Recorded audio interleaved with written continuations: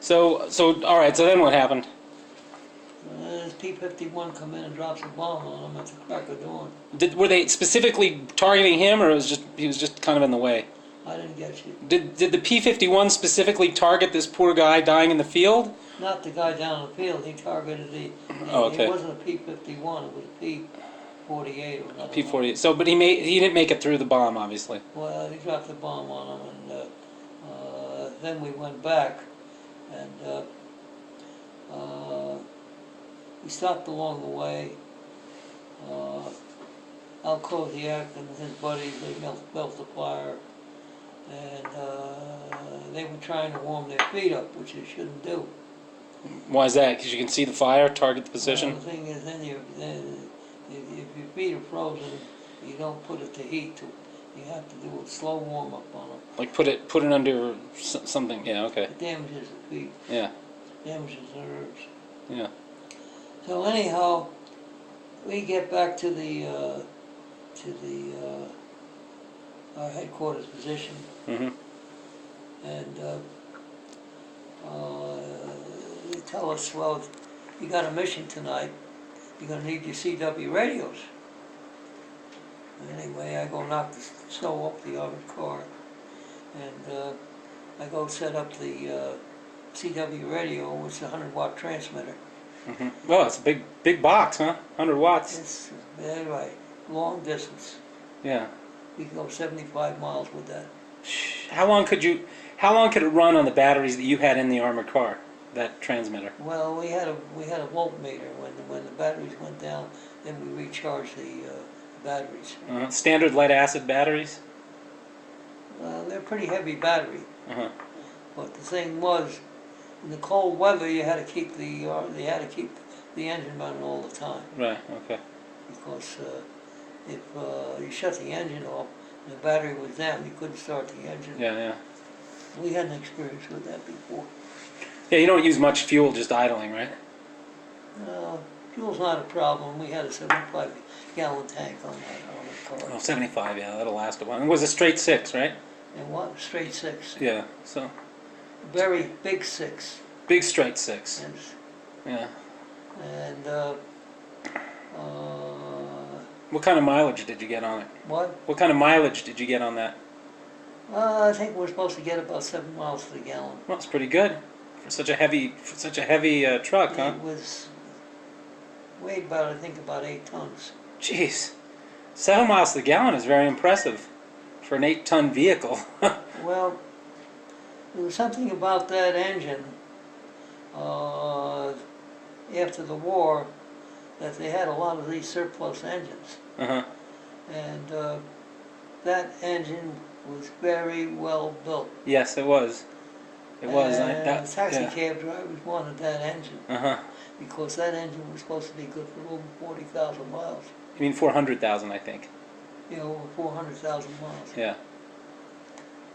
And the thing is, of course, when you're running a taxi cab, Did you're they pushing a lot of weight. Did they use it in the checker cabs? Is that the engine they use in the checkers? And what? Checker cabs? I don't know. Oh. All right, so back to the story. So how did you get hit now? Well, anyway, I gotta tell you before I get to that.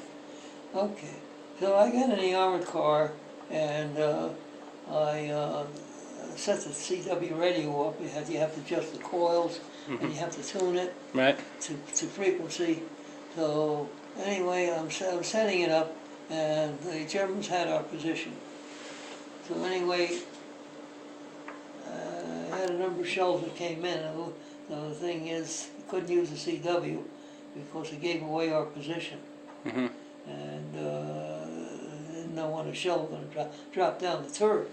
Mm-hmm. It was that close. Wow. So anyway, I shut the CW off. Couldn't use the CW.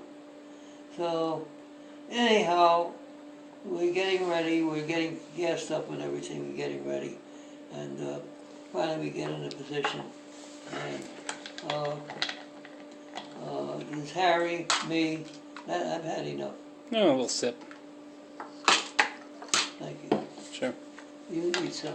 It's good whiskey, huh? American whiskey. I like McCormick's. I don't know. They say it's cheap, but it tastes pretty good to me. Okay. Cheers.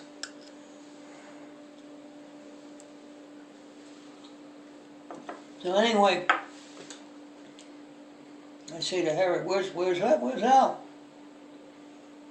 You know, and these guys are on sick call. And I was really mad because this is a suicide mission. We had our orders to contact the First Army, and no stopping for wounded and get through at all costs. No stopping for wounded. What would you do with the wounded? Just leave them there? Just that you were there, that yes, you would be left there. Just wait till the Red Cross gets you? Maybe the next morning they'd find you. So then, Freeze to death. so what happened?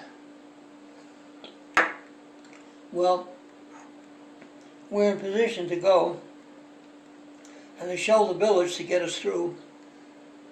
I could see the heinies running around in there. And finally, apparently we sent out one man, and he knew the way through their minefield. How did he know the way? I don't know how he knew it, but he found the way through the minefield. Did he have a metal detector, maybe? Huh? Did he have a metal detector, or he found an engineer's tape? I don't know how he knew it. The mines were basically on the surface. Oh, okay. Yeah. So the thing is,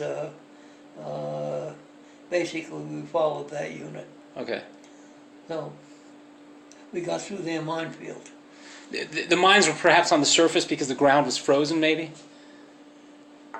Well, I thought that the reason why we were able to get through their minefield was because of the cold weather. Okay. But I'm not sure. I don't know. But Okay. anyway, we got through their minefield, Mm-hmm. and we got into the road to basically Hopefully's. Mm-hmm. So we're basically radio silence and blackout. Mm-hmm. And it's very dark, very cold, and